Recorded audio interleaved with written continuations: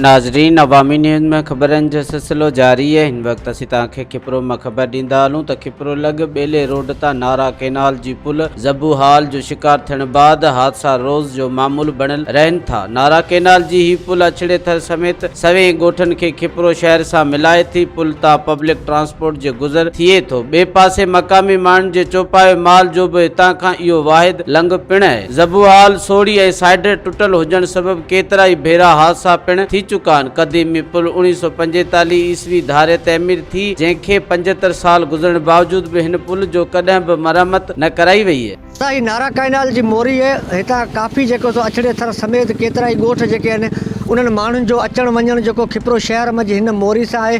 तव्हां ॾिसो था त हिकिड़ो त मोरी सोड़ी आहे, ॿियो त मोरी जा जेके पासे जूं जेके दीवारूं आहिनि उहे पिणु किरी वियूं आहिनि। हिते केतिरा ई जेको सो हादसा जेके आहिनि उहे दरपेश अची चुका आहिनि। अञा बि केतिरा ई जेके हादसा जेको सो थियण जो हिते अंदेशो आहे। असां वसवारनि खे इहा अपील कयूं था त फिलफोर नोटिस वठी हीअ जेका मोरी आहे इहा जल्द असांखे जोड़ाए ॾिनी वञे। थर जे कच्छ में जेके ॻोठ आहिनि, मूरडी, आलमाबाद, तमामु वॾा जेके आहिनि से ॻोठ आहिनि।